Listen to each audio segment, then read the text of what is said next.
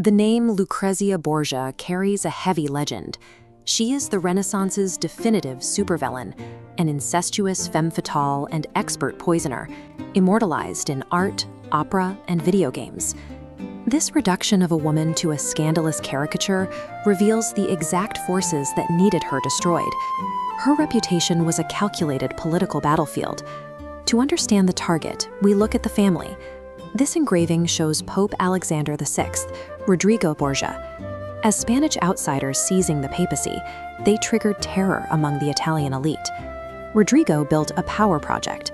Cesare was his military blade, and Lucrezia his diplomatic bridge. Her marriages functioned as diplomatic infrastructure, connecting the Borgias to rival territories. Because she was the bridge, she became the most vulnerable point of attack when the family's enemies looked for a way to strike. The Italian peninsula was a patchwork of competing courts and noble families, where power was strictly tied to territory. Lucrezia's marriages were political transactions designed to anchor the Borgias across these hostile lines, turning personal unions into border security. When rivals wanted to sabotage the Borgias but couldn't defeat their armies, they attacked the infrastructure. They attacked the woman. The first major smear grew out of the collapse of her marriage to Giovanni Sforza.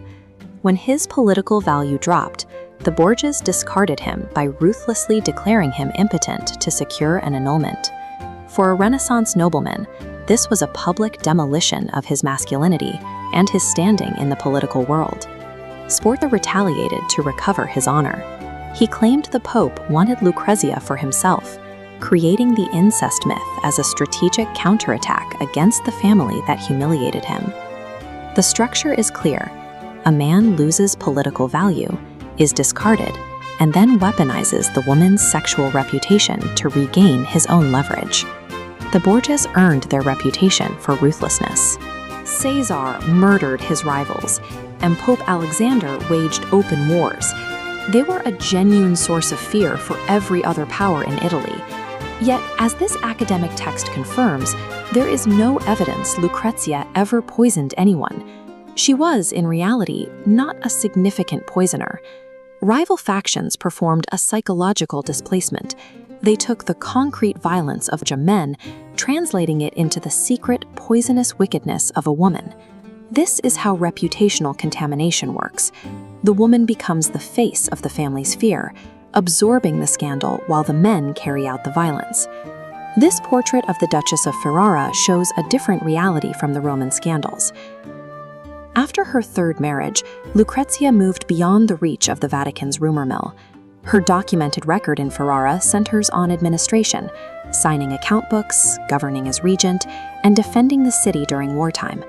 This competence was erased from history. Leadership is stable and quiet, but a scandalous myth is a highly portable political weapon. In the 19th century, writers like Victor Hugo took these political smears and turned them into entertainment. His popular play locked the poisoner myth into the public imagination.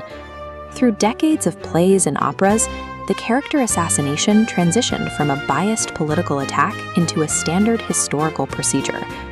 History often preserves the weaponized narrative because the scandal remains useful to the people recording it. The structure of the Borgia smear has survived 5 centuries.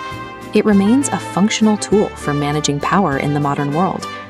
When an influential woman becomes strategically inconvenient, the system often displaces her personhood with a narrative of instability. By introducing enough doubt into how she is perceived, power creates a reputational lever, a way to diminish her influence without addressing her work. The next time a woman in power is reduced to a scandalous caricature, look past the gossip. Ask who benefits from her destruction. Read the full article on women in power games and listen to podcast.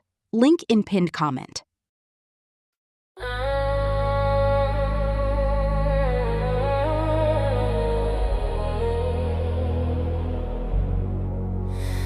Años callada tejiendo poder,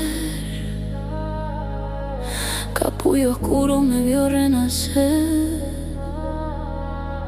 Nadie sabía lo que guardé, fuego en silencio dentro de piel. Todo frágil parece ser, pero en lo oculto aprende a crecer. Golpea, golpea, no puedes ver. Capullo con capullo, ya lo sé. Mientras intentas hacerme caer, yo ya aprendí a renacer. Golpea, golpea, no puedes ver. Capullo con capullo, ya lo sé. Mientras intentas hacerme caer, yo ya aprendí a renacer. Pisaste fuerte, quería control, pero mi forma cambió de rol. Tanto ruido, tanto romper, y no notaste lo que iba a hacer. Tanto empeño en no mirar, que lo esencial dejaste pasar. Golpea, golpea, no puedes ver. Capullo con capullo, ya lo sé. Mientras intentas hacerme caer, yo ya aprendí a renacer. Golpea, golpea, no puedes ver. Capullo con capullo, ya lo sé. Mientras intentas hacerme caer, yo ya aprendí a renacer. Desde lo alto se ve la razón.